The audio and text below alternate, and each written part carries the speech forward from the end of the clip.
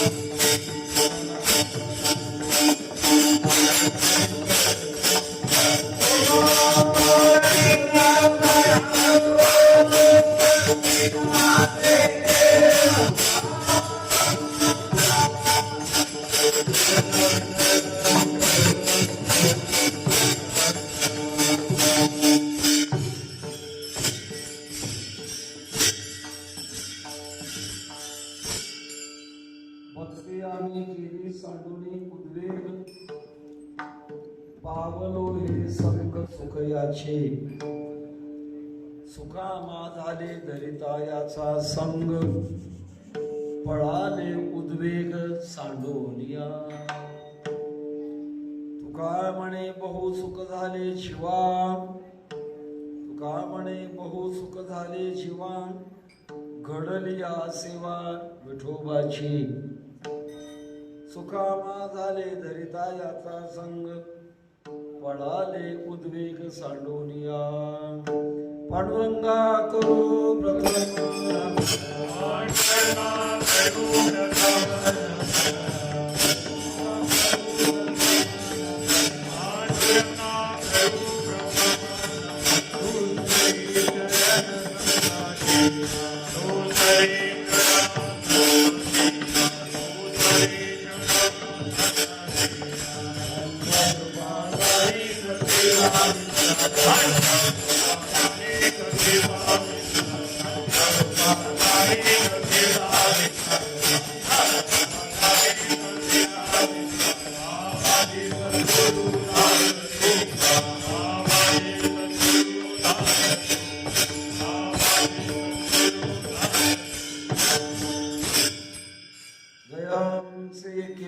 स्मरण होय सकळ विद्याचे अधिकरण तेच वंदो श्री चरण श्री गुरूंचे हे नमस्कारो न्याता काय माझे वाणी मानेल संतांचे रंजवू चित्ताचे अपुलिया माझी वाणी तुझे वर्णे गुणनाम ऐसे दे प्रेम काही कळा मस्तक हे पायावरी धावार करी संतांच्या समचरण सरोजम सांद्रणीलांबुधारम जगललेत पाणीं मंडळं मंडळानां तरुण तुलसीमाला कंधरं कन्यनेत्रं सदय धवलहासं विठ्ठलं चिंतयामि विठ्ठल विठ्ठल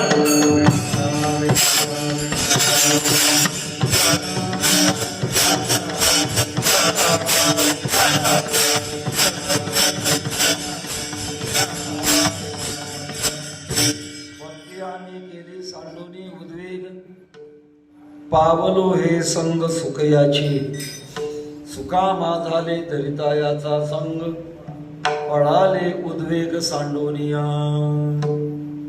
अनंत कृपा सागर भगवत पूज्यपा जगदूत धारक जगद्गुरु श्री तुकोबार आहे प्रेममूर्ती नामदेव महाराजांचे उत्तर अवतार ज्यांचा 3 शरणाचा प्रेममूर्ती संत शिरोमणी नामदेव महाराज यांच्या 675व्या समाधी सोहळ्याच्या निमित्ताने या श्री क्षेत्र सोलापूर या ठिकाणी जे संत नामदेव महाराज विठ्ठल मंदिर विश्वस्त मंडळ व समस्त नामदेव शिंपी समाज यांच्या वतीने हा उत्सव चालू आहे. आपण आज 5व्या दिवसाच्या सेवेमध्ये उपस्थित आहोत. अभंग 3 चरणाचा आहे. पण आता प्रत्येक कीर्तनकार घेतलेला अभंग महत्वाचाच म्हणत असतो. मी नाही म्हणणार का, महत्वाचा म्हणून निवडला. पण सांगत असताना मात्र एक वैशिष्ट्य असं आहे, या अभंगामध्ये साधना आणि सिद्धी दोघांचा पूर्णत्वाचा विचार आहे. आणि शिवाला परमात्मा स्वरूपाकडे जात असताना अर्थात तो आनंद मिळवत असताना काय साधन आणि काय सिद्धी या 2 गोष्टीचा विचार अत्यंत महत्त्वाचा आहे. स्वभावतः जीवाला अनादी कालापासून परमात्मा स्वरूपापासून आपण बाजूला झालो आणि बाजूला होण्याचा परिणाम या मायेच्या तडाख्यात सुखदुःखाचे भोग भोगत राहिलो. हे आपोआप नाही संपवावं लागतं. आपोआप नाही संपत. आपोआप संपला असतं तर ज्यांना भूतकाळ कळतो त्यांचे उद्गार असे आलेले असते की ते जन्म झाला फेरा गणित नाही जे दातारा पडिलो आवर्ते भोवरा बहु थोरा उळसिया मागे भूतकाळ कळत नाही मला. मृदंगाच्या क्षेत्रामध्ये आतीत धा आणि अनागत धा असतो. तसं ज्ञानाच्या बाबतीमध्ये आतीत ज्ञान आणि अनागत ज्ञान दोन प्रकार. आतीत म्हणजे झालेलं कळणं आणि अनागत म्हणजे होणारं कळणं. मृदंग वादक आतीत धा वाजवतात, म्हणजे सण मागे गेली आणि पुढं धा टाकायचा, याला म्हणतात आतीत धा. आणि अनागत धा सम पुढच्या मात्रेवर आहे आणि अगोदर धा टाकून द्यायचं, याला म्हणतात अनागत धा. का? मृदंग वादक खोडकर असतात हे सोडून गायकाला फसवण्याकरता आतीत धा अनागत धा असतो. तसं ज्ञानाच्या बाबतीमध्ये आतीत ज्ञान, अनागत ज्ञान, वर्तमान ज्ञान. कोणी म्हणे संतांनी आता 675 वर्षाचा कालखंड ज्यांचा लोटला त्यांनी जे ज्ञान दिलं आहे ते ज्ञान आताच्या शतकामध्ये घ्यायचं कशा करता? ज्ञानात वाढ झाली नाही का? मी एक महत्वाची गोष्ट सांगेन. तुम्हा आम्हाला परमात्म्याची कृपा आणि आनंदाचा अनुभव येण्याकरता 3 अडथळे. पहिलं अज्ञान, दुसरं अश्रद्धा आणि तिसरं आळस, ज्याच्यामुळे आपण जाऊ शकत नाही. पहिलं अज्ञान.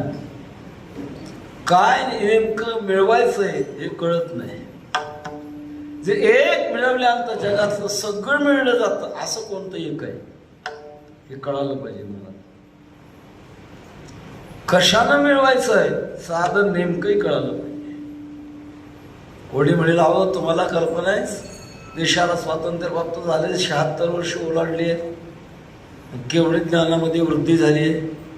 आता शाळा कॉलेज त्याच्यामध्ये खूप मोठा ज्ञानाचा विस्तार चालू आहे. डॉक्टरेट डिलीट मोठ्या मोठ्या पदव्या आहेत. आणि अज्ञान म्हणता आमचे वैकुंठवासी गुरुवारी शांताराम गुरुजी म्हणायचे शाळा कॉलेजमधले ज्ञान भात भाकरी मिळवण्याचे ज्ञान आहे, संसारातल्या गोष्टी मिळवण्याचे ज्ञान आहे. त्याच्या पलीकडे ते जाऊ शकत नाही, कारण सरण्याची धाव. एक छोटा प्रसंग सांगेन आपल्याला. ज्या काळात हिंदुस्थानची फाळणी झाली नव्हती त्या काळात लाहोर शहर हिंदुस्थानमध्ये होते. आता ती पाकिस्तानची राजधानी आहे. फाळणीपूर्वी लाहोर युनिव्हर्सिटीमध्ये गणितशास्त्राचे एक प्राध्यापक होते. त्यांचं नाव होतं तीर्थराम. अतिबुद्धिमान, गणितासारखा क्लिष्ट विषय पण त्यांचा हात समोर होता. एके दिवशी कॉलेज सुटलं, घराकडे निघाले आणि एक आध्यात्मिक कार्यक्रम चालू होता. एक वक्ता बोलतोय आणि शेकडो माणसं शांत चित्तानं ऐकतात. नेमकं काय चाललंय हे पाहण्याकरता उभे राहून हात बांधून ऐकू लागले. ऐकत असता विषय रंगात आलेला होता. उत्तिष्ठत जागृत प्राप्यवरा निबोधत क्षुरस्य धारा निशिता दुरत्या दुर्गम पथस्तत कवयो उदंती. उठा जागी भारी आता, स्मरण करा पंढरीनाथा, भावे चरणी ठेवा माथा, कवी व्यथा जन्माच्या क्षणभंगुर नाही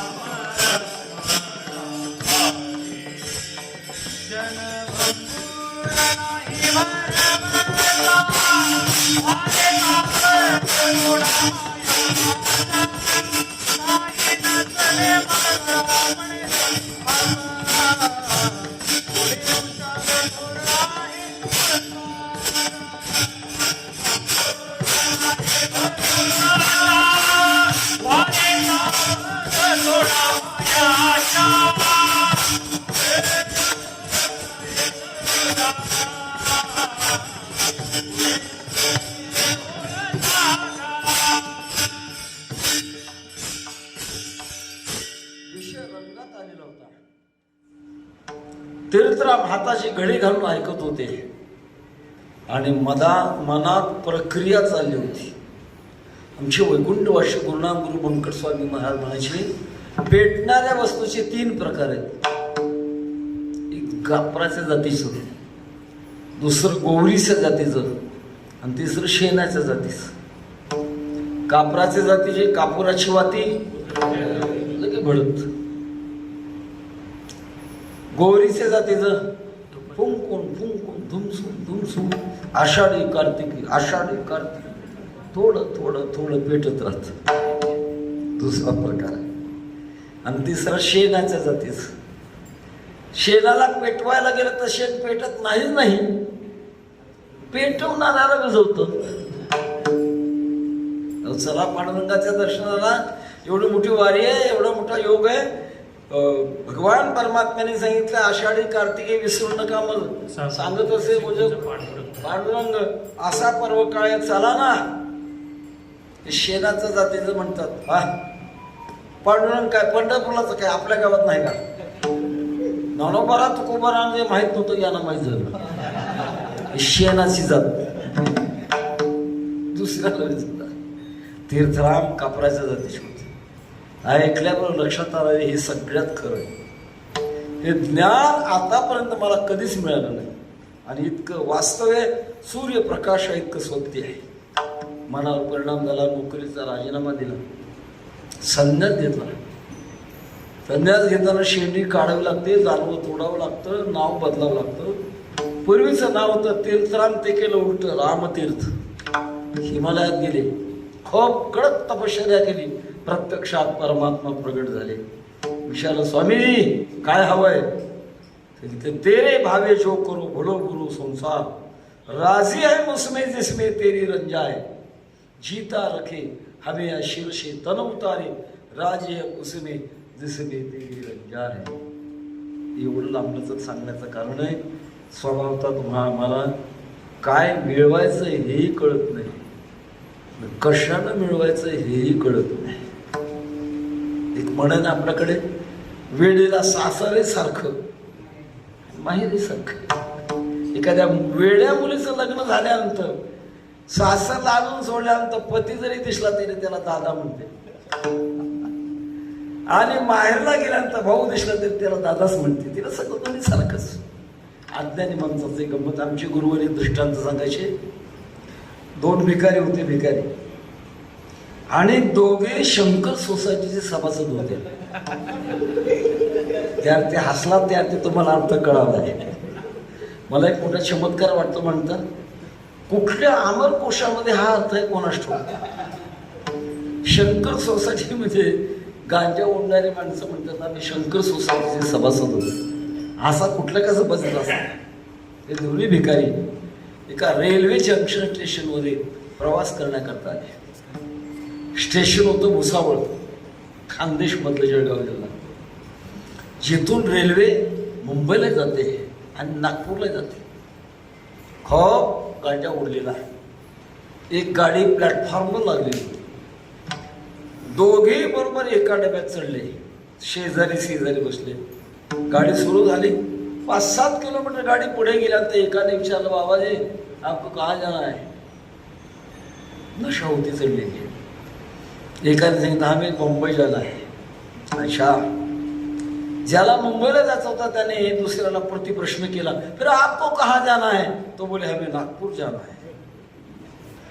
नागपूर मुंबई विरुद्ध टोक. बसले एका गाडीत. समोरचा माणूस पाहत होता, डोळे लाल बंद. चालण्यात मेळ नाही, बोलण्यात मेळ नाही, कशातच मेळ नाही. सावध करू आपण.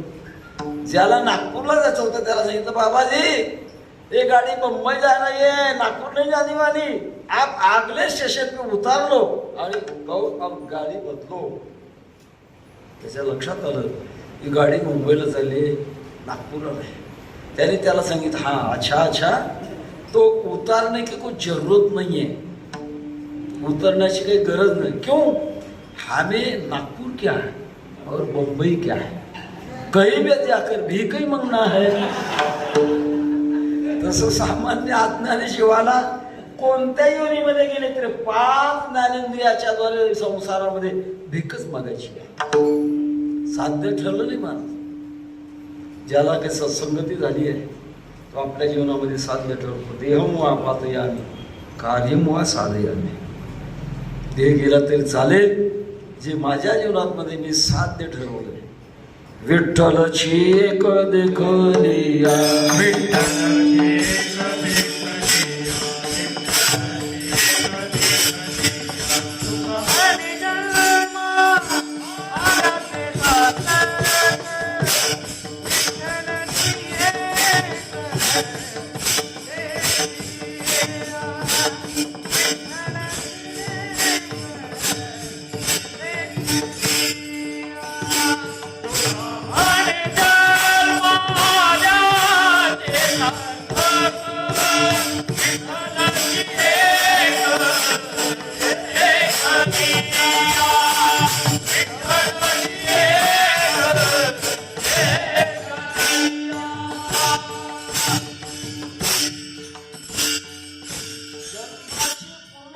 परमात्मा साक्षात्कारात कृपेमध्ये आहे. बाकी जगातलं काही असू द्या. श्रीमदाद्य शंकराचार्यांचा एक श्लोक आहे, शरीरम स्वरूपम तथा वा कलत्रम धनम मेरुतुल्यम यशश्चारुहासम हरेरंग्रिपद्मे मनश्चेन्न लग्नम ततक्किम ततक्किम ततक्किम ततक्किम. प्रश्न आहे पुढं काय? शरीर अनुकूल आहे, सौंदर्यवान आहे, पत्नी अनुकूल आहे, मेरू पर्वतासारखं धन आहे, किती जरी खर्च केलं तरी संपत नाही. जाईल तिथं यश आहे, फक्त एकच कमी आहे, परमात्म्याच्या चरणामध्ये मन नाही लागलेलं. आचार्य विचारतात पुढं काय? पुढं काय म्हणजे झाडोनी हात जाती पात्र होती दंडाश. शून्य महाराज गदर पदरात पडतं शून्य. जो विचारी माणूस वेद शास्त्र आणि संत यांच्या माध्यमातून आपल्या जीवनातलं साध्य निवडतो. मला माझ्या आयुष्यामध्ये फक्त भगवान परमात्म्याची कृपा संपादन करायची. आणि ती कृपा संपादन केल्यानंतर जशी गंगा समुद्राला मिळाल्यानंतर पूर्णत्वाला प्राप्त होती. आपूर्यमान मचल प्रतिष्ठम समुद्रमाप्रविशन्ति यद्वत् तद्वत् कामायं प्रविशन्ति सर्वे सशांतिमाप्नोति न कामकाम. प्रपंचात इच्छा करणारा पूर्ण होत नाही, पण भगवान परमात्म्याच्या चरणांनी संपूर्ण जीवन समर्पण करणारा, साधना करणारा, परमात्म्याची प्रसन्नता मिळवून घेणारा पूर्णत्वाला प्राप्त होतो. एकाच जगातलं सगळं प्राप्त होत. तेणे झाले अवघे काम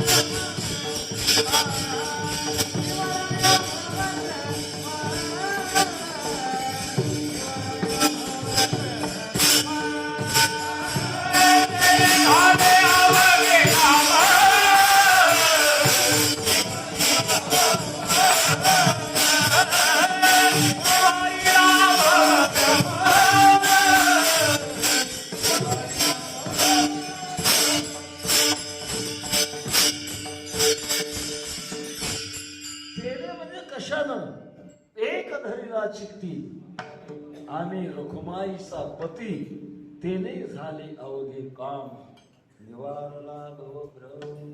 एक भगवान पांडुरंग परमात्मा चित्तात धारण केला.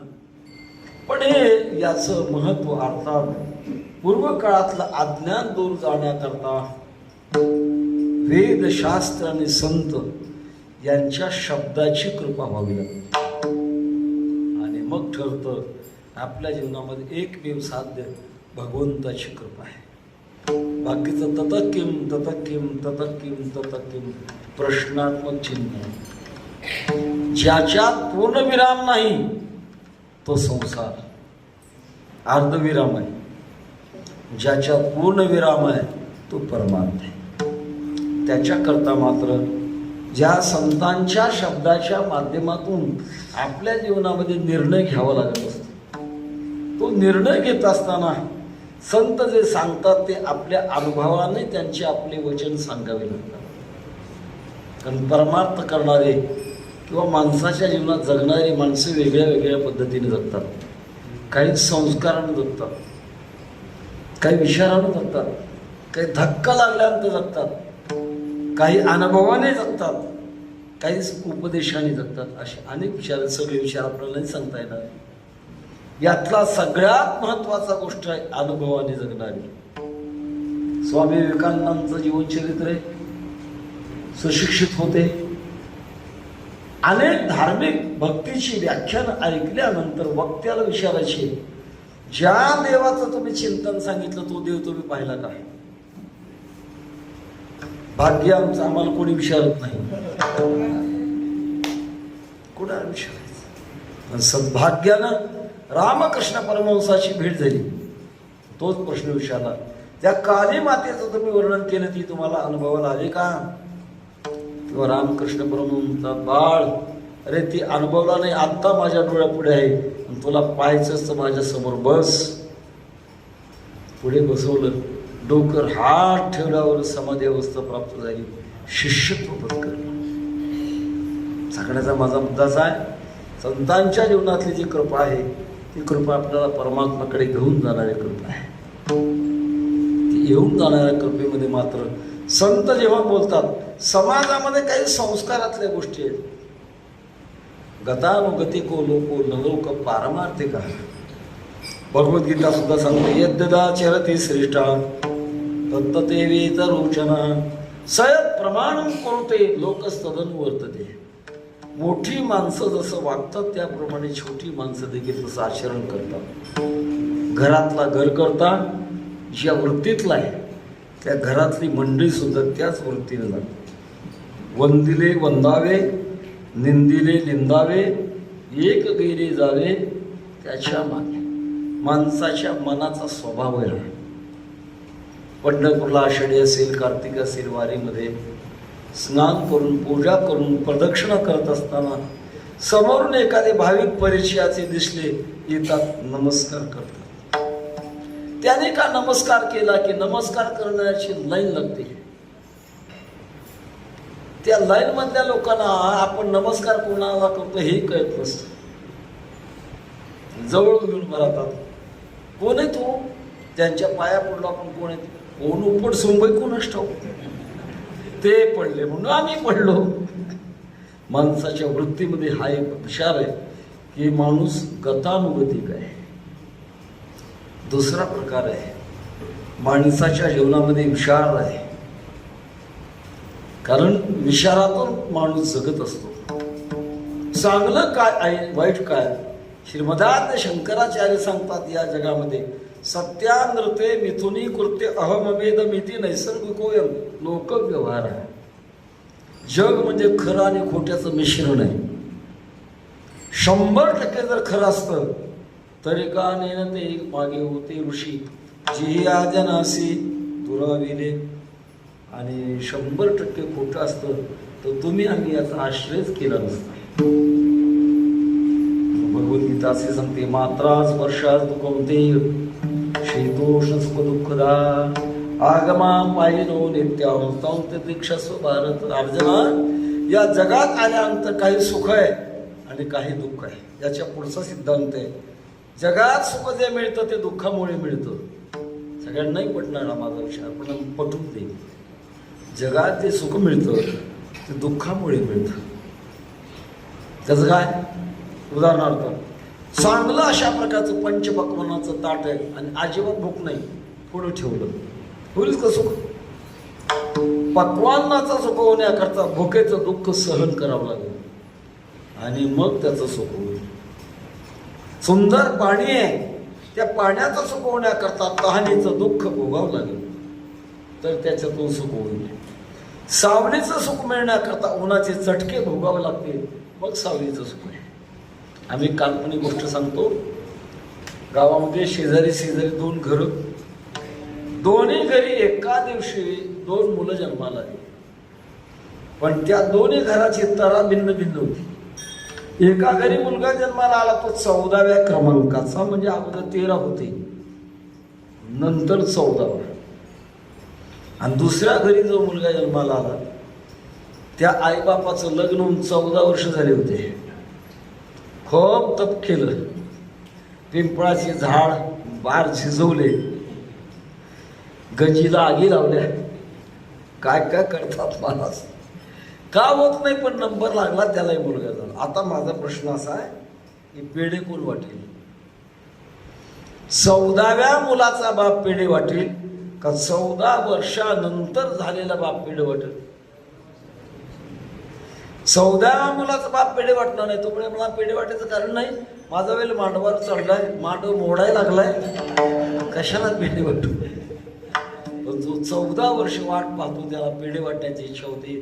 तात्पर्य सिद्धांत असा आहे, संसारामध्ये जे सुख आहे ते दुःखातूनच होते. सुखातून सुख होत नाही, फक्त परमार्थातच होतं. सुखाचे व्यवहारी सुखलाभ झाला, आनंद कोंदला मागे पुढे, याचा सुखातला जो आनंद आहे. पण ते आनंद होण्याकरता संतांचं मार्गदर्शन लागतं आणि आपली वृत्ती भाविक लागते. बऱ्याच वेळा ज्ञान होतं पण भावना नसते, श्रद्धा बसत नाही. काय खरंय, त्यांचं काम सांगायचंय, आपलं काम ऐकायचंय, निघून जायचं. तिसरा प्रकार आहे, कळतंय, पटतंय, बघू आताच काय बिघडले, आताच काय आणले, तो पंढरपूरला करू वाऱ्या, करू करू करू म्हणता म्हणता वैकुंठाला जात ना, पण पंढरपूरला जात नाही. का? आळस. माझा मुद्दा असा आहे की मी अभंगाची भूमिका सांगतो आपल्याला, भूमिकेकरता बोलतोय. ही संत मंडळी तुम्हाला मला 2 गोष्टीनं बोलतात. पहिल्यांदा अनुभवाने बोलतात. अनुभवा वाचवणे काय सांगशील कहाणी. स्वामी विवेकानंदांचं एक वाक्य एका ठिकाणी, आपल्या धर्म परंपरेला सर्वात मोठं प्रमाण जर कोणतं असेल तर तो अनुभव आहे. माझा पहा अनुभव केला देव आपुला, ही अनुभव सांगणारी मंडळी आहेत. आणि कोणतंही संतांचं चिंतन आपल्या लक्षात येण्याकरता त्यांची भूमिका कळावी लागते. भूमिका जगद्गुरु तुकोबाराय आपण आज चिंतनाला निवडलेल्या अभंगातून आपला अनुभव अभंगाच्या पहिल्या चरणामध्ये प्रगट करतो. केली सांडोनी उद्वेग भक्ती आम्ही केली सांडोनी उद्वेग भक्ती आम्ही केली सांडोनी उद्वेग भक्ती आम्ही केली सांडोनी उद्वेग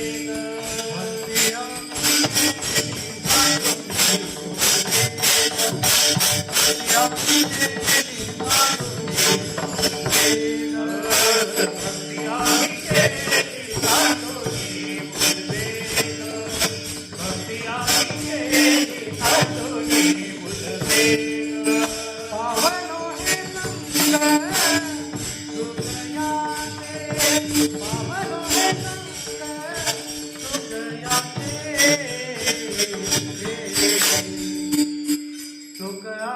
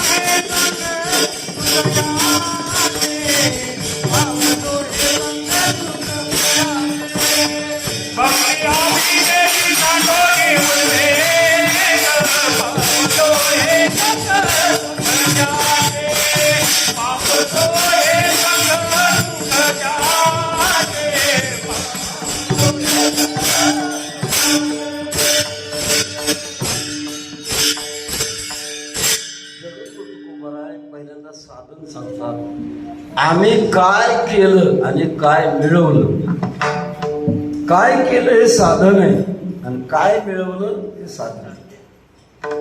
पण हे याचा विचार आपल्याला लक्षात घेत असताना महाराजांची भूमिका आपल्याला लक्षात घेऊन येते. कोणती गोष्ट भूमिका लक्षात आल्याशिवाय खरी कळत नाही. आपण काय करता याला महत्व नाही, कोणत्या भूमिकेने करता याला महत्व आहे. एखादा ऑपरेशन थिएटरमध्ये एखादा डॉक्टर एखाद्या पेशंटचा अंग चिरत असेल आणि एखादा गुंड एखाद्या श्रीमंताला लुबाडण्याकरता अंग चिरतो, क्रिया सारखी आहे पण हेतू सारखा नाही. डॉक्टरला पेशंटला वाचवायचंय आणि गुंडाला श्रीमंताला मारायचं. छोटं दृष्टांत सांगत असतो मी. एक श्रीमंत मनुष्य 4 चाकी गाडीतून प्रवासाला निघाला. जाणं फार गरजेचं होतं आणि जाता जाता रस्त्यामध्ये एक आडवा ओढा लागला, त्यात चिखल होता. गरजेची गोष्ट म्हणून गाडीमध्ये घातली पण गाडी पुढे सरकना. मधल्या माणसाने उतरून ढकलण्याचा खूप प्रयत्न केला पण गाडी काही पुढे जाईना. इतक्यात न बोलवता 4-5 माणसं आली. त्यांनी गाडी ढकलून बाहेर काढून दिली. आनंद वाटला गाडी मालकाला. त्यांनी सहकार्य केलं आणि गाडी मालकाने खिशातनं 400-200 रुपये काढले. त्यातला एकाला बोलवलं, बाबा उपकार झाले तुमचे, एवढ्या अडचणीच्या काळात तुम्ही मला सहकार्य केलं, उपकार झाले. आम्हाला प्रवासी जीवनामध्ये नवीन काही ठिकाणी असे बोर्ड वाचायला मिळाले, अपघात समयी मदत करा. वाईट वाटायचं. आणि ज्या देशामध्ये दया, दान, धर्म हे ज्या देशाची संपत्ती आहे आणि त्या देशामध्ये अपघात समयी मदत करा हा बोर्ड लावणं याला कळतं का नाही आमच्या भारत देशातलं वैशिष्ट्य. पण एक प्रसंग आल्यानंतर कळालं. आतापर्यंत 56 वर्षाच्या कालखंडामध्ये महाराष्ट्र आणि महाराष्ट्र बाहेर आम्ही प्रवासात सारखे आहोत. आतापर्यंतच्या काळात आमच्या गाडीचे 9 अपघात झाले. ज्या अपघातातून माणूस वाचत नाही असे 9 अपघात झाले. आम्ही गमतीनं म्हणत असतो, मी अपघात महामंडळाचा अध्यक्ष आहे. एवढे अपघात कोणाची झाली नाही. 9वा अपघात घोड नदीशिवर पुणे. पहाटची वेळ, आपल्या ड्रायव्हरची चूक, समोरून येण्याच्या कंडक्टरच्या तोंडावर जाऊन आदळला. आम्ही अनेक वाहनांना विनंती करत होतो, बाबा हो आम्हाला सहकार्य करा, आमच्या ड्रायव्हरला खूप लागलंय, त्याच्या छातीच्या फासळ्या तुटल्या, कपाळ फुटले, माशासारखा तळमळतोय. 6 किलोमीटर शिरूर घोड नदी आहे, तेथपर्यंत आम्हाला घेऊन चला. कोणी ऐकत नव्हतं मला. मग त्यावेळेला लक्षात आलं की आज आपल्या देशामध्ये अपघात समय मदत करायला लावण्याची पाठी वेळ आली आहे. एक आमचे परिचयाचे घोड नदी शिरूरचे फोन केला, आले, पुढचा भाग सांगायची गरज. तेव्हा या गाडीच्या मालकाने एका माणसाला बोलून 400-200 रुपये दिले. बाबा तुमचे उपकार झाले, माणसं बोलून येत नाही, तुम्ही आम्हाला या संकटातून बाहेर काढले, हे उपकार घ्या. पूर्ण फुलाची भाकरी. कोणत्या गावचे? नामक्या गावचे. काय शिक्षण? गरिबाला कुठलं शिक्षण? उद्योग काय करता? एक वाक्यामध्ये सांगतो, उत्तर देणारा माणूस प्रामाणिक होता. प्रामाणिकपणा जीवनाच्या यशाची गुरुकिल्ली आहे. ज्याचा प्रामाणिकपणा गेला त्याचं सगळं गेलं. गाडीच्या मालकाला विचार का हो, मग तुमची उदरनिर्वाह म्हणजे अशी तुमची सारखी गाडी येते, फसते, ढकलून बाजूला काढतो आणि जे मनाने देतात ते आम्ही वाटून देतो, याच्यात आमचा उदरनिर्वाह चालू आहे. गाडीच्या मालकाला एवढ्यावर थांबावं की त्यांनी सांगितलं अहो हे पावसाळ्यात हिवाळ्यात थोडं शक्य आहे, खडखडीत उन्हाळा, मे महिन्यामध्ये चिखल वाढणार, कोणाचीच गाडी फसणार नाही, मग अशा वेळेला तुम्हाला उपवासमारीची वेळ येत असेल. तो प्रामाणिक होता, सांगितलं सावकार नाही का, आम्ही बैलगाडीनं पाणी आणतो, चिखल मात्र वाळू देत नाही. मग कळालं हा उपकार केला का धंदा केला, कशावरून, भूमिकेवरून. भूमिका पाहिली पाहिजे. तसं या अभंगाची भूमिका आम्ही शब्दात, कोण आम्ही हे, परमार्थात दोन प्रकारच्या भूमिका आहेत. परमात्म्याच्या शुद्ध ज्ञानाच्या उत्तर अवस्था जी आहे तीही देखील आम्ही पूर्णाहंता विठलो सैंग आम्हीच दाटलो मा लोपलो ना प्रगटलो कोणाहुनी ज्ञानोबरा म्हणतात. ही आम्ही भूमिका ब्रह्मज्ञानाच्या नंतरची आहे. आणि दुसरी एक भूमिका आहे भक्तीच्या नंतरची. महाराजांच्या अभंगामध्ये आपल्याला एक भूमिका आढळते, आम्हा भाविकांची जाते,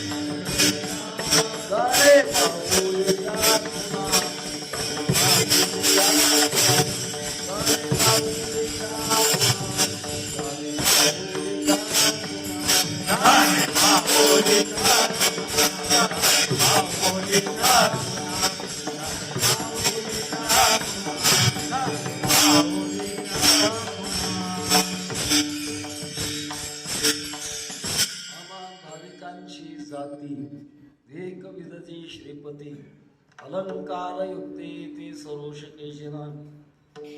स्वातंत्र्योत्तर काळापासून आपल्या देशात जाती निर्मूलनाचा प्रयत्न चालू आहे. माझा प्रश्न असा आहे, जाती निर्मूलन झालं का आहे तसंच आहे? काय आपल्याला उत्तर कळतंय? झालं का जाती निर्मूलन? नाही झाले, कारण तो दोष नाही. जात शब्दाची शास्त्रीय व्याख्या सांगतो. आता विनोदातून सांगतो, जात तिलाच म्हणतात, किती घालवण्याचा प्रयत्न केला ते जात नाही, तीच जात. पण दुसरा एक विचार सांगतो, जात कशाला म्हणतात? एकम नित्यम अनेकानुगतम सामान्यम जाती. एक धर्म अनेकांच्या ठिकाणी समानपणाने नांदू लागला की ती त्याची जात. काय वाईट आहे याच्यामध्ये? आता आपल्या कीर्तनात 4 जाती आहेत. पहिली टाळकऱ्यांची, दुसरी मृदंग वादकाची, तिसरी श्रोत्याची आणि चौथी कीर्तनकाराची. किती जाती झाल्या? प्रत्येकानं आपलं आपलं कर्तव्य पार पाडलं तरच कीर्तन होतं, नाही तर होत नाही. प्रमाण सुटल्यानंतर उचलण्याची जबाबदारी कोणाची आहे? टाळकऱ्यांची. यांची काय जबाबदारी आहे? सगळ्या टाळकऱ्यांना एका तालात घेऊन चालण्याची जबाबदारी पक्वाज वाजवणाऱ्याची. श्रोत्यांची काय जबाबदारी? अजिबात झोपी न जाता, मधून उठून न जाता, लक्ष देऊन ऐकायचं, लक्षात ठेवून जीवनात उतरण्याचा प्रयत्न करायचा.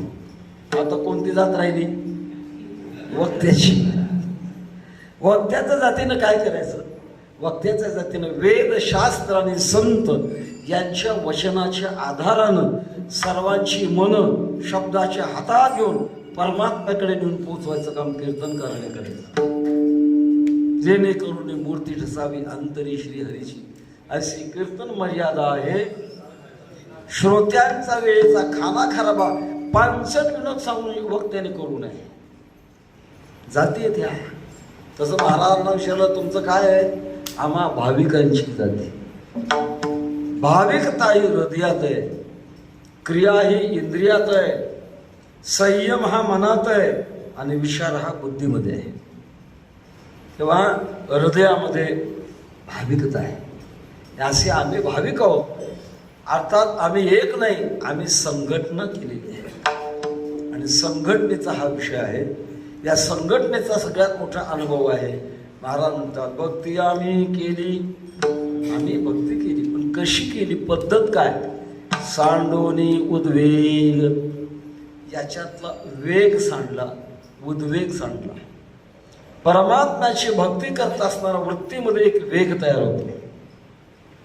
तो वेग म्हणजे 6 प्रकारचे विकार आहेत. काम, क्रोध, लोभ, मद, मत्सर, दंभ, अहंकार. हे जे विकार आहेत हे विकार तयार होतात. पण विकाराला मात्र बाजूला टाकून द्यायचं आणि मग भगवंताची भक्ती करायची.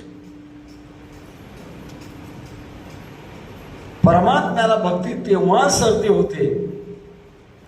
एक महाराजांचं सुंदर प्रमाण आहे. न सरे ती भक्ती विठोबाचे पायी, उपरते नाही जेथे चित्ता. ज्याच्या वृत्तीतले विकार गेले नाहीत ते भक्ती जरी केली ते देवाला प्राप्त होत नाही. पुण्य मिळेल पण परमात्म्याची लवकर प्रसन्नता मिळणार नाही. त्याच्याकरता लवकर प्रसन्नता मिळवण्याकरता स्वभाव बदलण्याची गरज आहे. तो स्वभाव बदलणं म्हणजे आपल्या आत निर्माण होणारे विकार यांना बाजूला सारायचं. विकार घेऊन जर भक्ती केली, काम क्रोध लोभ घेऊन या संगे परमार्थासी निघे तोची मूर्ख. फार कडक आहे काय वेळेला चिंतन. हे सगळे विकार आहेत आणि विकार घेऊन परमार्थ करतोय. हा घालवण्याकरता करावा हा भाग वेगळा, एकदम लवकर जात नाही.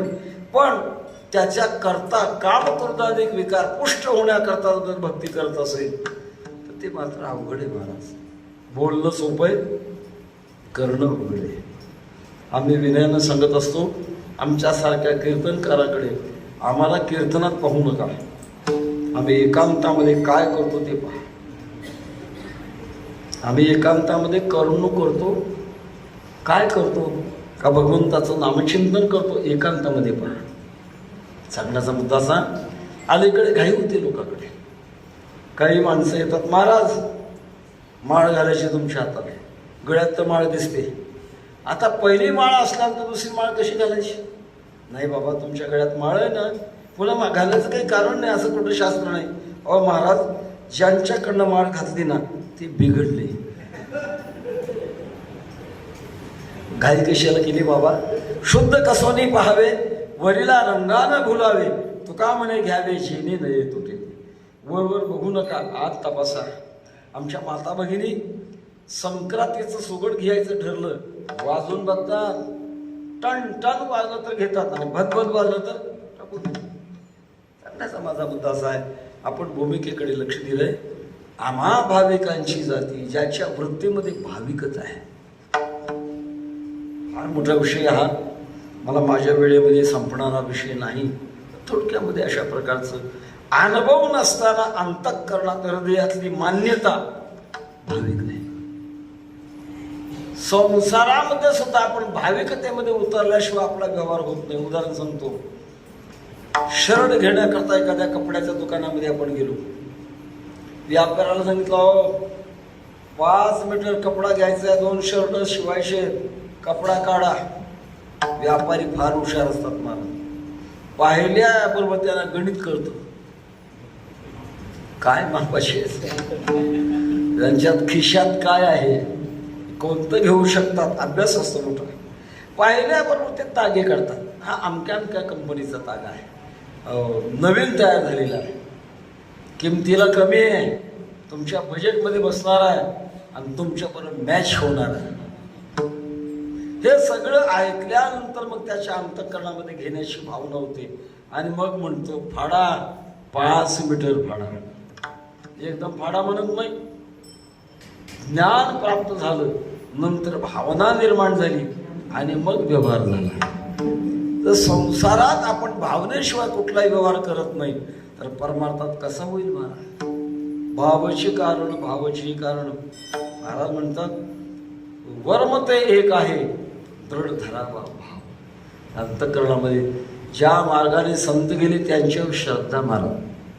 वचन मोडी बोलिले ते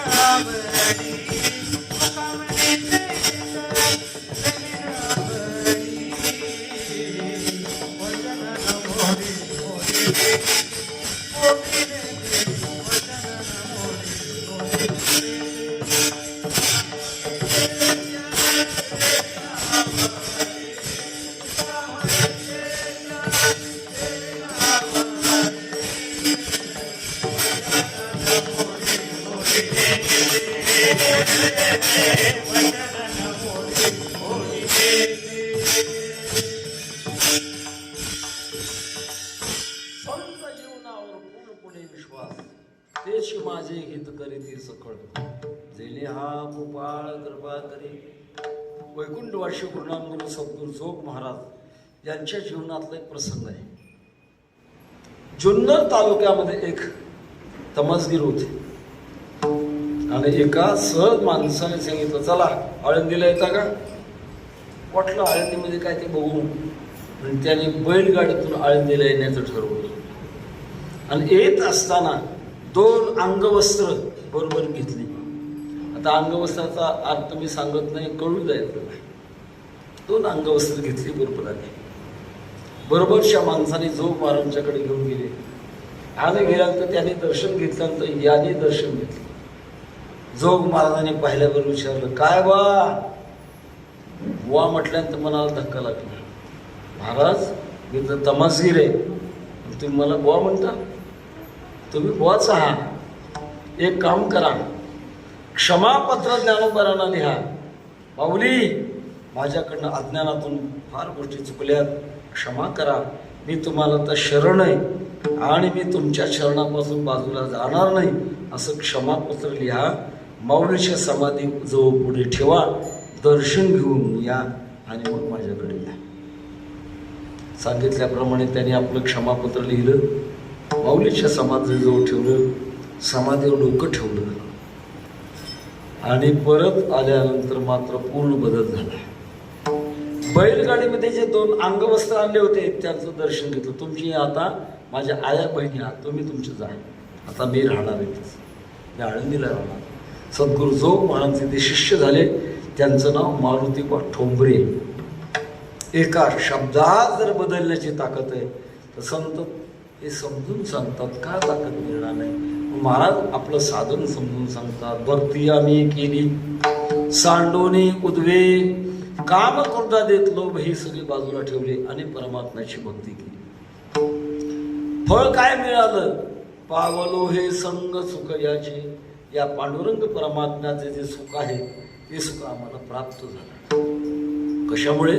भक्तीमुळे प्राप्त झालं. परमात्मा निखिल सुखाची राशी आहे आणि तुमच्या आमच्या भावना देहाप्रमाणे बदलणाऱ्या भावना वेगळ्या आणि आत्म्याच्या स्वरूपाप्रमाणे भावणाऱ्या न बदलणाऱ्या वेगळ्या. देहाप्रमाणे भावना बदलतात. कल्पना करा, आपल्याला कडुलिंबाचा पाला खाण्याकरता दिला, किती पानं खाल? एखादं किंवा दुसरं.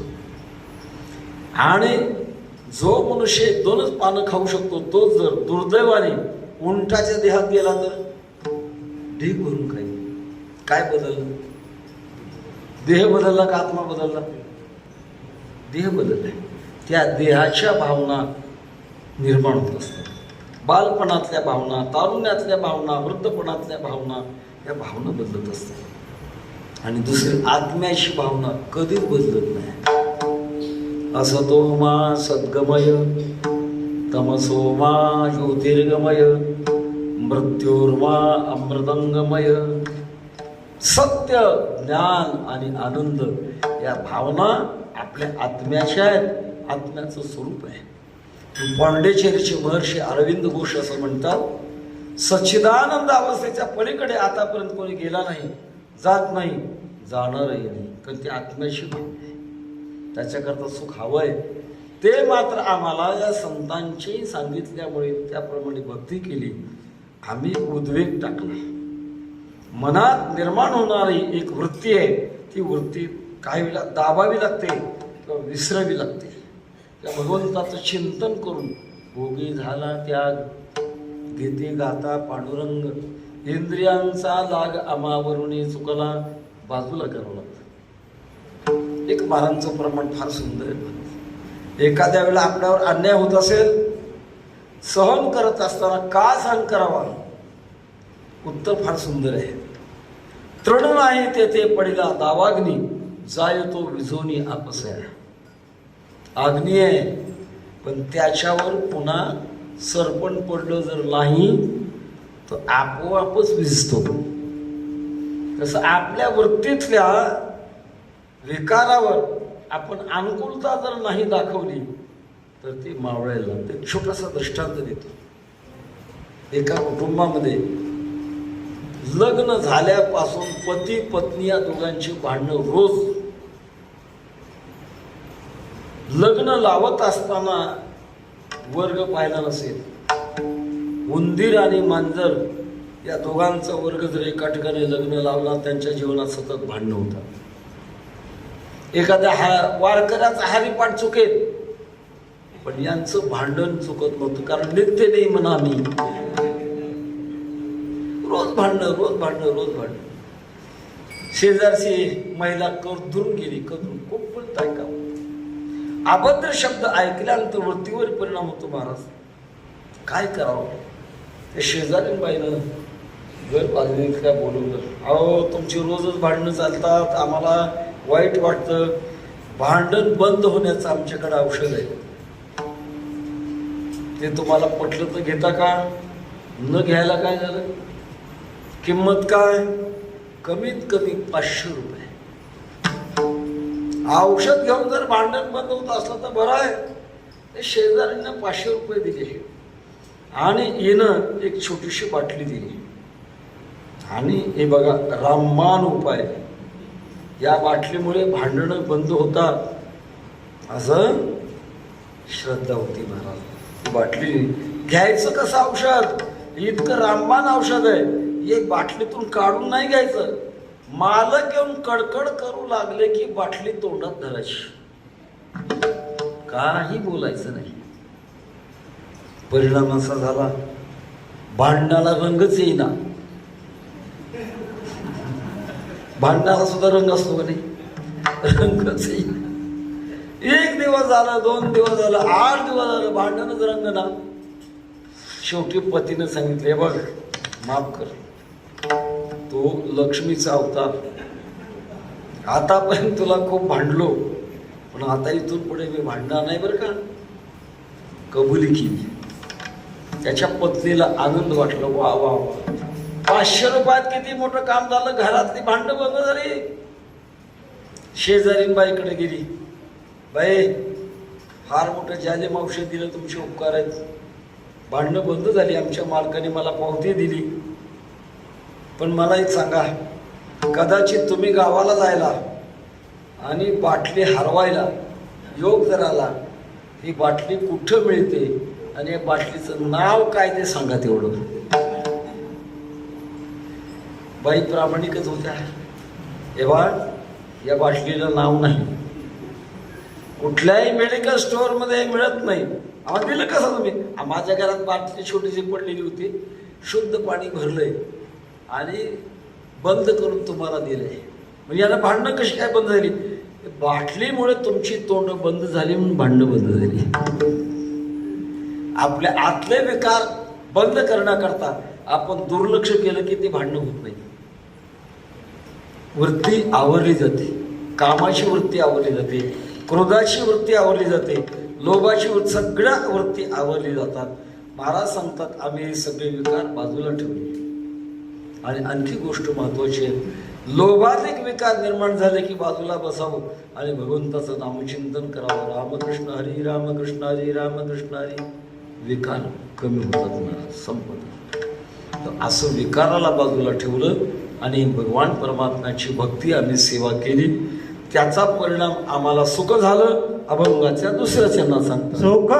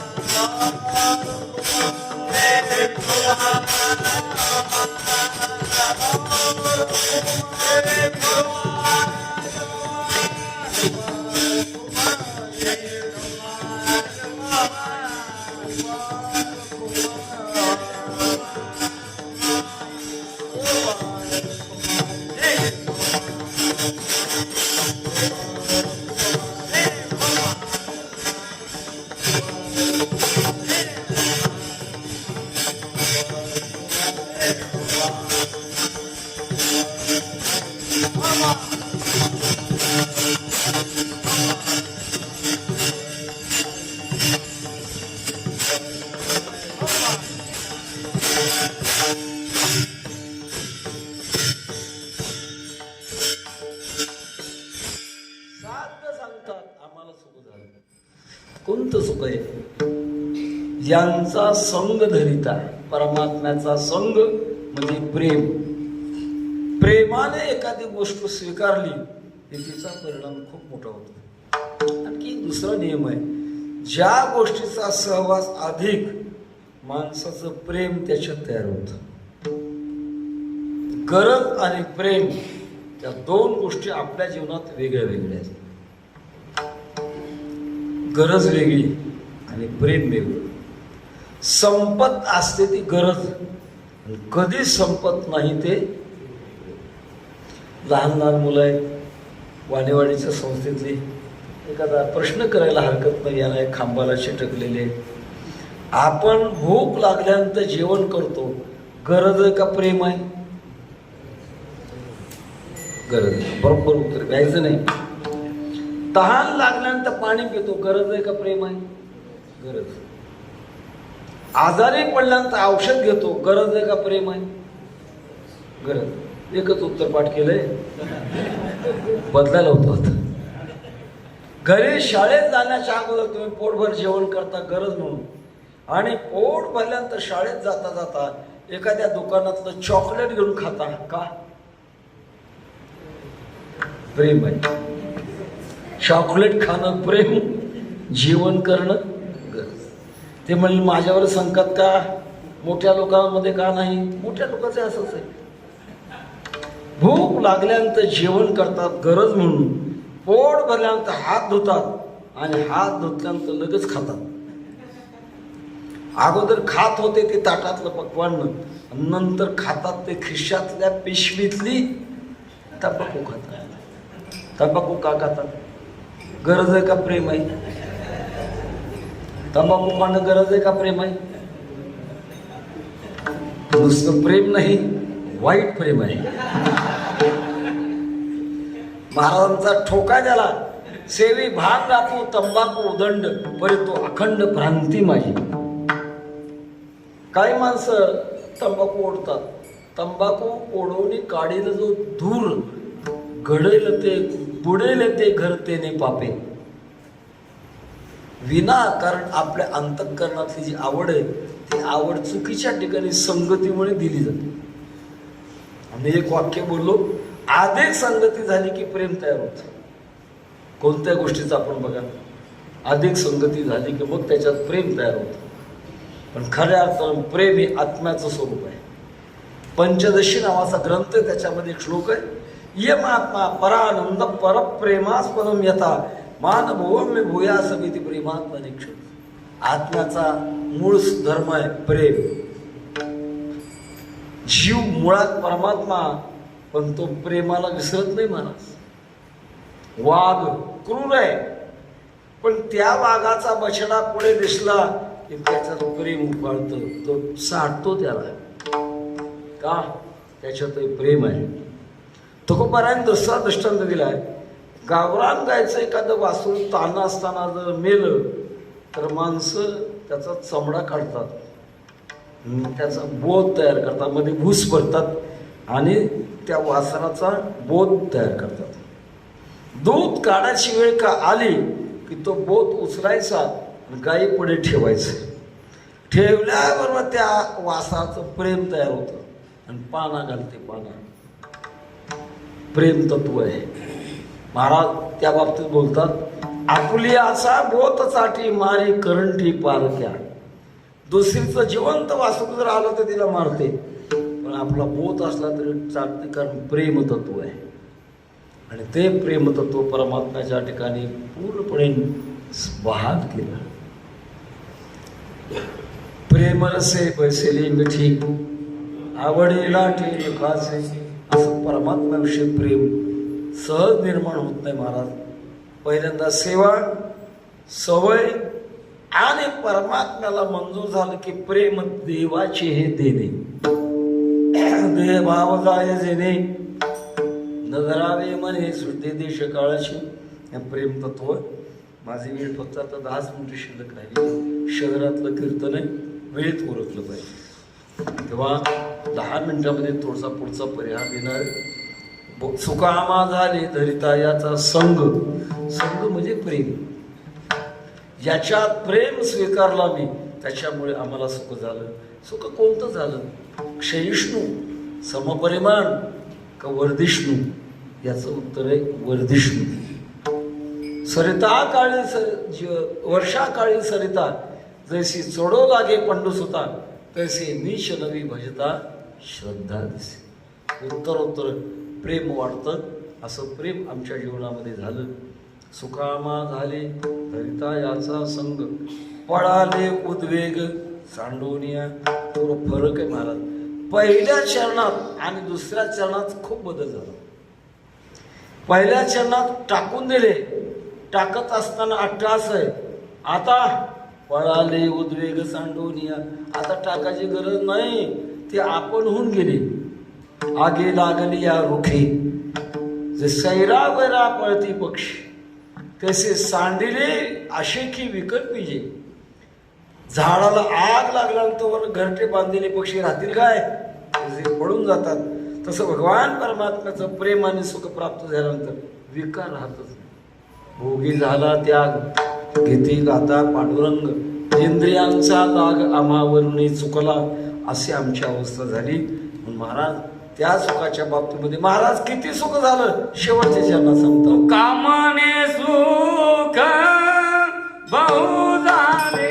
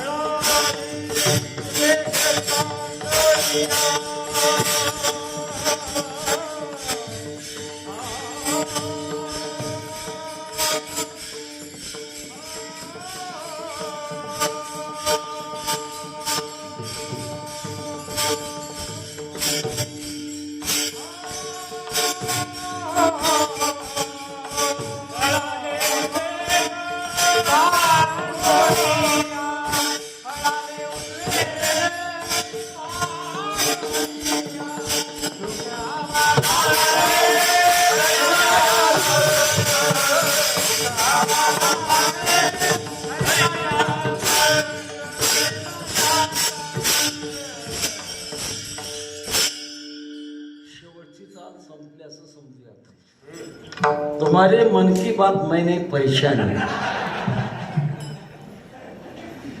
तुका म्हणे सुख बहु झाले शिवा, घडली या सेवा विठोबाची. एका शब्दामध्ये मोठा मोठा भाव आहे. या अभंगाची खासियत, सुरुवातीला भक्ती आम्ही केली सांडून उद्वेग, आणि पुढे पळाले उद्वेग सांग. अगोदर उद्वेगाला बाजूला टाकावं लागलं, आता राहतच नाही ना, तेच आपण होऊन गेले दोन्ही प्रकारे. पहिल्या चरणामध्ये भक्ती आम्ही केली शब्दाखाली अंडरलाईन, आणि शेवटच्या चरणामध्ये घडली. करण्यात अट्टास आहे, घडण्यामध्ये स्वभावता आहे. खूप मोठा अशा प्रकारचा विषय अभंगामध्ये आम्हाला खूप सुख झालं. ते सुख साठवता साठवता नकळे दिवस ती राती अखंड लागली शिजवती आनंद लहरीची गती वर्ण मी कधी तया सुरा. असा आनंद आम्हाला झाला.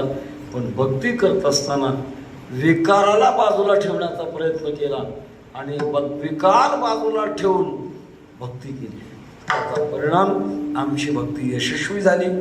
एवढंच अशा प्रकारचं अभंगाचं थोडक्यातलं चिंतन आहे. अभंगाचं समर्पण करत असताना ज्यांचा समाधी सोहळ्याचं आपण चिंतन करत आहात श्री केशवराव नामदेव जनाबाई महाराज यांच्या कृपेने संत शिरोमणी नामदेव महाराज परिवार व संत जनाबाई यांच्या 675व्या अमृत महोत्सवी संजीवन सोहळ्याच्या निमित्ताने या ठिकाणचे विश्वस्त असतील त्यांच्यातून भाविकातून या संकल्पना आणि हा अखंड चालू आहे.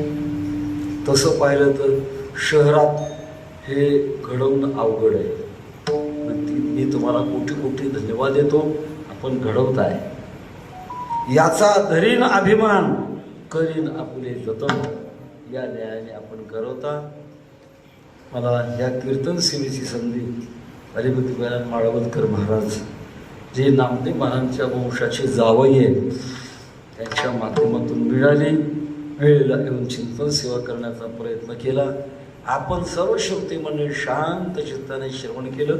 तुम्हाला कोटी कोटी धन्यवाद. माऊलीचं तुकोबऱ्यांचं भजन आपल्याला करायचं आहे. तत्पूर्वी एक छोटासा माझ्या अंतःकरणातला भाव प्रकट करणार आहे. तो भाव असा आहे, आपण ज्या देशात जन्माला आलो हा देश अत्यंत पवित्र आहे. भाग्यवान व तोंडावर स्तुती करण्याचा आमचा स्वभाव नाही. गुण तो गुण आणि दोष तो दोष. नाथ महाराजांची कोळीच फार सुंदर. भरतखंडी नरदेह प्राप्ती हे तो परम भाग्याची संपत्ती. मॅक्स मुल्लर नावाचा पाश्चात्य तत्ववेत्ता होता. तो विचार करू लागला देशावर 700 वर्ष परकीयांच्या स्वाऱ्या झाल्या पण यांची संस्कृती तशीच आहे. काय प्रकार आहे. ज्या भिंतीचा पाया पक्का आहे ते भिंत कधी डगत नाही. तसं आमच्या संस्कृतीचा पाया वेद आहे.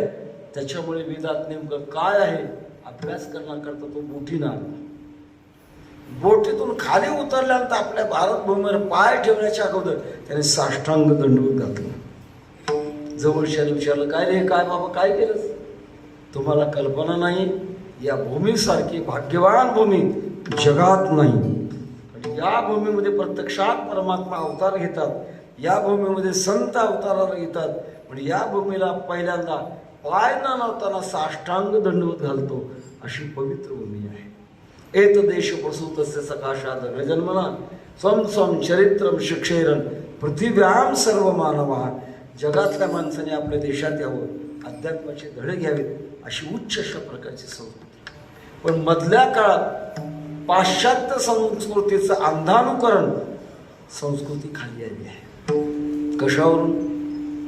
पेपर वाचा, बातम्या ऐका, नको नको ते भ्रष्टाचार, भयानक हिंसाचार, स्वैराचार, अत्याचार, अनाचार, बलात्कार, अपहरण चाललंय कुठं देश. कोणावर जबाबदारी आहे. आपण सर्व उपस्थित भाविक या दुराचारातले नाहीत पण एक आपल्यावर जबाबदारी आहे. कदाचित आपण आजोबा असाल किंवा आपण वडील असाल, आपल्या घरातला मुलगा किंवा मुलगी यांच्या बाबतीमध्ये चांगले संस्कार लावण्याची आपली जबाबदारी आहे. माता शत्रू पिता वैरी येन बालो न पाठिता. ते आई आणि ते बाप त्याचे शत्रू आहेत ज्याने आपल्या मुलांना चांगले संस्कार दिले नाहीत. शिक्षण द्या. प्रगतीचे 2 पाय आहेत. एक शिक्षण आहे, दुसरा संस्कार आहे. तेव्हा संस्कार सुद्धा अत्यंत महत्वाचे आहेत. कोवळे झाड वाकवावे तसे वागते. मोठं झाल्यानंतर वाकवण्याचा प्रयत्न केला तर मोडते, वाकत नाही महाराज. त्याच्याकरता बालपणामध्ये संस्कार खूप महत्वाचे आहेत. आनंद वाटतोय वाणीवारकरांची ही संस्था आणि त्यांनी या लहान लहान मुलांना हे संस्कार देत आहेत. खूप चांगली गोष्ट आहे. मी त्यांना कोटी कोटी धन्यवाद देतो. मी म्हणेन ही मुलं कीर्तनकार न होऊ द्या, मृदंग वादक न होऊ द्या, गायक न होऊ द्या, शुद्ध निर्व्यसनी सदाचारी सद्विचारी नागरिक होण्याची आज देशाला गरज आहे. आणि ही गरज पूर्ण करण्याकरता पैशात शक्ती नाही, सत्तेमध्ये शक्ती नाही, ही ताकद आहे फक्त वारकरी संप्रदायामध्ये. वारकरी संप्रदाय समाज सुधरू शकतो. प्रत्येक कीर्तनाच्या शेवटी आम्ही परिहार देतो, त्याचे आम्हाला अनुभव येऊ लागले. नागपूरच्या पुढे 50 किलोमीटर रामटेक नावाचं ठिकाण आहे. तिथं असं काही गडबड चालली. आमच्या आळंदीच्या संस्थेच्या माजी विद्यार्थ्यांनी काही प्रयत्न केले. ज्या संस्थेचं वैशिष्ट्य शिक्षकाला पगार नाही, विद्यार्थ्यांना फी नाही, सरकारचं अनुदान नाही आणि संस्था मागतही नाही. भाविकांच्या देणगीवर संस्था व्यवस्थित चालली. आता आळंदीला 450 विद्यार्थी तत्त्वज्ञानाचं शिक्षण घेत आहेत आणि 30 शाखा पंढरपूरला विद्यार्थ्यांनी शिकावं. सकाळचा नाश्ता संस्था देते, दुपारचा आणि संध्याकाळचं जेवण शेगावकर गजानन महाराज संस्था चांगलं देते. अशी संस्था व्यवस्थित चालू आहे. त्याच विद्यार्थ्यांनी तिकडं प्रयत्न केले आणि प्रयत्न केल्यानंतर त्या भागातले समाज जागा झाला. सांगितलं आम्ही आमच्याकडे रामटेकला म्हणजे प्रभू रामचंद्रांचा इतिहास आहे. तिथे रामटेकला आळंदीचा सद्गुरू जोग महाराज संस्थेची उपशाखा प्रस्थापित करू आणि त्याच्याकरता लागणारा खर्च म्हणून एका भाविकाने 4 एकर जमीन, ज्याची किंमत 3-4 कोटी रुपये संस्थेच्या नावानं रजिस्टर बक्षीसपत्र करून दिली आहे. आम्ही त्याच्यातला एक नया पैसा वापरणार नाही आमदार आळंदी त्या भागाकरता, आणि तो वापरणार मात्र तात्विक नियम, कायद्याचे नियम याच्यातून त्यांच्याकडं नोटरी करून घेणार. जर कदाचित नियमाची पायमल्ली केली तर आमचं संशोधक पथक राहील. त्यांच्या रिपोर्टप्रमाणे दिलेली मान्यता काढून घेण्याचा अधिकार आळंदीच्या संस्थेला राहील. 10 जानेवारी मध्य प्रदेशमध्ये होतो. छिंदवाडा जिल्हा, अंबाडी नावाचं गाव, तपपूर्ती महोत्सव. हेच भाव त्या ठिकाणी प्रकट केले. एका महाराजांनी शेवटी सांगितलं, महाराज तुमचे शब्द खाली पुढे देणार नाही. आम्ही मध्य प्रदेशमध्ये जोग महाराज संस्थेची उपशाखा स्थापन करू. तिच्याकरता माझ्या वतीनं 11 कोटी रुपये मी जाहीर करतो. शिरपूर तालुका, धुळे जिल्हा, एकाने 2 एकर जमीन, असं भरपूर आहे महाराज. आमच्या संस्थेचे विद्यार्थी कर्नाटकमध्ये आहेत, गुजरातमध्ये आहेत, उत्तर प्रदेशामध्ये आहेत. आज वारकरी संप्रदायाला खूप चांगली वेळ आहे, पण आपण आपल्या घरामध्ये चांगले संस्कार रुजवा. मी माता भगिनींना विनंती करेल, प्रत्येक रविवारी आपल्या लहान मुलाकडून एक हरिपाठाचा अभंग पाठ करून घ्या. आयुष्यभराची शिबिरे आहे. रामायण महाभारत याचा ते प्रसंग त्यांना ऐकवा. हिंदवी स्वराज्याची प्रस्थापना करणारे छत्रपती शिवाजी महाराज का बनले, त्याचं कारण जिजाऊ मातेकडे ते श्रेय आहे. तसं आपण आपल्या घरातली मंडळी सगळी सुधारा आणि आपण या आपल्या संस्काराला चांगलं बनवण्याचा प्रयत्न करा. आपल्या देशाला पूर्व अवस्था यावी याचा धरीन अभिमान करीन आपले जतन, या न्यायाने आपण जतन करावं.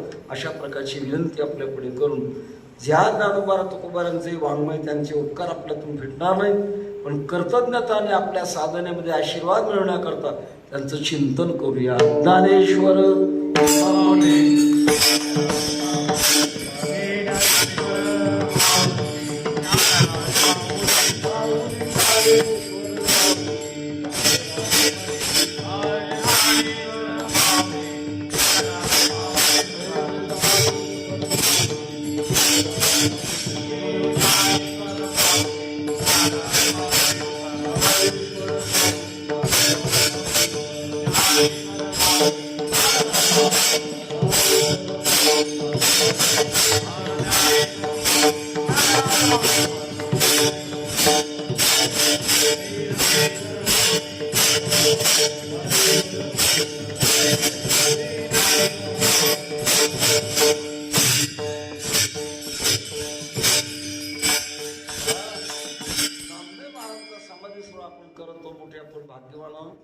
सहुयुगाचा भक्त नामा उभा कीर्तनी, पाठी मागे डोळे झाकून उभी तेजी. आज नामदेव महाराजांचा एवढा भक्तिशास्त्राचा आणि प्रचार आहे. पंजाबमध्ये जाऊन घुमान नावाचं क्षेत्र, तिथे शीख पंथामध्ये त्यांनी प्रचार केला. आज आहे शीख धर्माचा जो मुख्य ग्रंथ गुरु ग्रंथ साहिब, याच्यामध्ये नामदेव महाराजांचे 65 अभंग आहेत. नामदेव महाराजांना ते मानतात. आपल्या भागामध्ये महाराष्ट्रामध्ये नरसी नावाचं गाव आहे, जिथे त्यांचा अवतार झाला असं एक चरित्र आहे. तिथं शीख धर्मी आणि फार मोठी धर्मशाळा बांधली आहे आणि प्रत्येक वर्षी विशिष्ट जन्मावताराच्या वेळेला येतात. नामदेव महाराजांचा 4 युगाचा अशा प्रकारचा हा प्रकार आहे.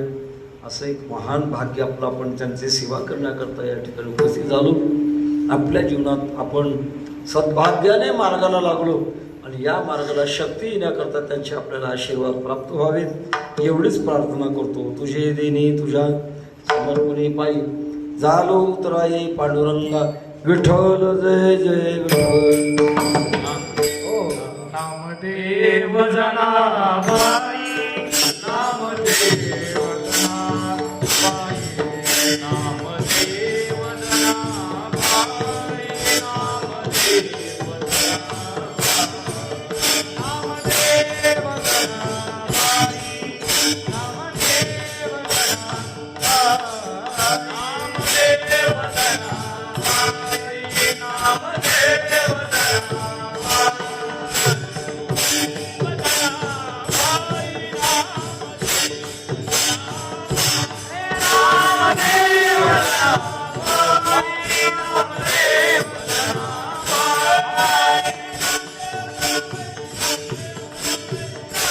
नामदेव